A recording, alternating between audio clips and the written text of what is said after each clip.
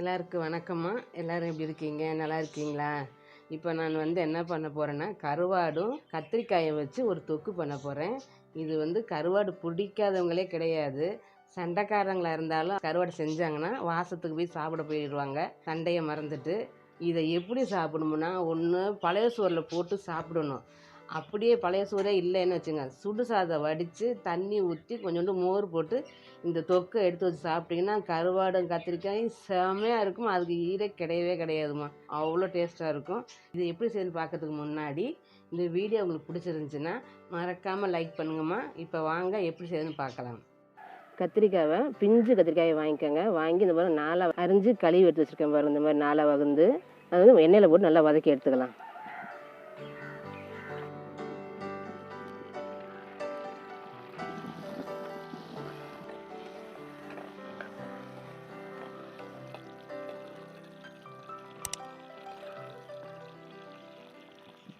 பாருங்கள், கத்திரிக்காய் நல்லா வதங்கி வந்துருச்சு, நல்லா வதங்கி வெந்துருச்சு. நல்லா வதங்கின கத்திரிக்காய் பாருங்கள், நல்லா வெடிச்சு இருக்கும். இப்போ நம்ம எடுத்துடலாம். இதை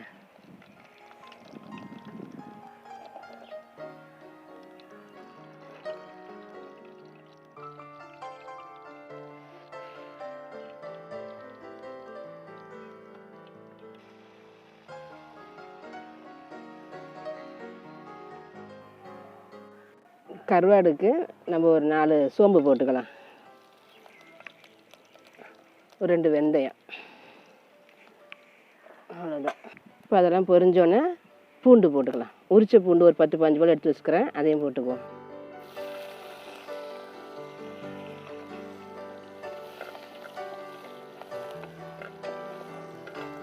பூண்டு நல்லா வதங்கி வந்துருச்சு பாருங்கள். வெங்காயம் சேர்த்துக்கலாம். பெரிய வெங்காயம் சின்னதாக 2 அரிஞ்சு போட்டிருக்கேம்மா.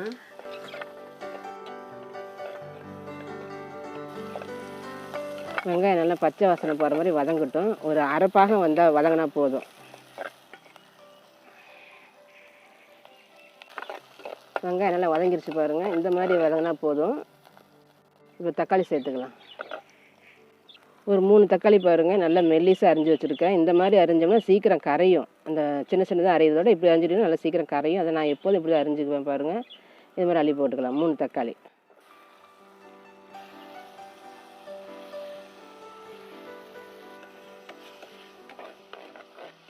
தக்காளி கரையிறதுக்கு கொஞ்சம் உப்பு போட்டுக்கலாம், கல் உப்பு கொஞ்சமாக. தக்காளி கொஞ்சம் கரையிட்டும், நான் கொஞ்சம் நேரம் மூடி வைப்போம். பாருங்க, தக்காளி நல்லா கரைஞ்சி வந்துருச்சு. இந்த டைமில் மசாலாலாம் சேர்த்துக்கலாம். ஒரு 1/2 ஸ்பூன் தனி மிளகாத்தூள், சாம்பார் பொடி 1 ஸ்பூன், வீட்டில் அரைச்ச சாம்பார் பொடி 1.5 ஸ்பூன் போட்டுக்கலாம். மஞ்சத்தூள் 1/4 ஸ்பூன். இதெல்லாம் ஒரு வதக்கிக்கலாம் அப்படியே. இப்போ இது வதங்கிருச்சு. கொஞ்சம் தண்ணி ஊற்றி எல்லாம் வேக வைக்கணும் மசாலா வர்றதுக்கு. ஒரு 1.5 கிளாஸ் தண்ணி வச்சுருக்கேன் பாருங்கள். இது நல்லா வெந்து வரட்டும். கத்திரிக்காய் போட்டு கருவாடு போட்டு நம்ம இறக்கிக்கலாம். தண்ணி 1.5 கிளாஸ் ஊற்றி பாருங்கள், திக்காக வந்துருச்சு. நம்ம அந்த கத்திரிக்காய் வேகணும். இந்த கத்திரிக்காயெலாம் அதை சேர்த்துக்கலாம்.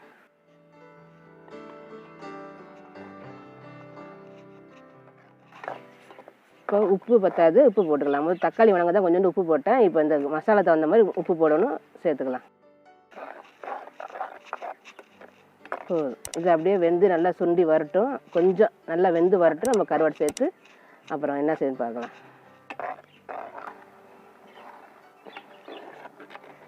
பாருங்க, கத்திரிக்காய் நல்லா வெந்து வந்துருச்சு.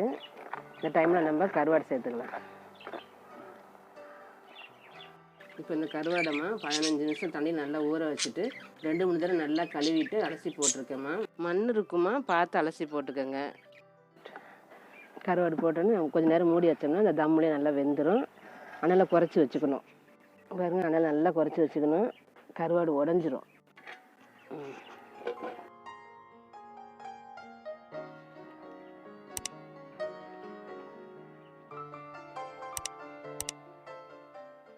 இதே மாதிரிமா துண்டு கருவாடு, பெரிய கருவாடு கிடைச்சாலும் அதே வாங்கி இதே மாதிரி செய்யுங்க.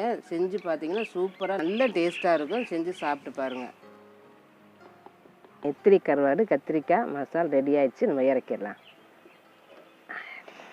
இதை எப்படி சாப்பிடணும்னா, ஒன்று பழைய சோறில் போட்டு சாப்பிடணும். அப்படியே பழைய சோறே இல்லைன்னு வச்சுங்க, சுடு சாதம் வடித்து தண்ணி ஊற்றி கொஞ்சோண்டு மோர் போட்டு இந்த தொக்கை எடுத்து வச்சு சாப்பிட்டிங்கன்னா கருவாடும் கத்திரிக்காயும் செமையாக இருக்கும். அதுக்கு ஈடே கிடையவே கிடையாதும்மா. இது செஞ்சு உங்களுக்கு பிடிச்சிருந்தா மறக்காமல் லைக் பண்ணுங்கம்மா. நன்றி, வணக்கம்.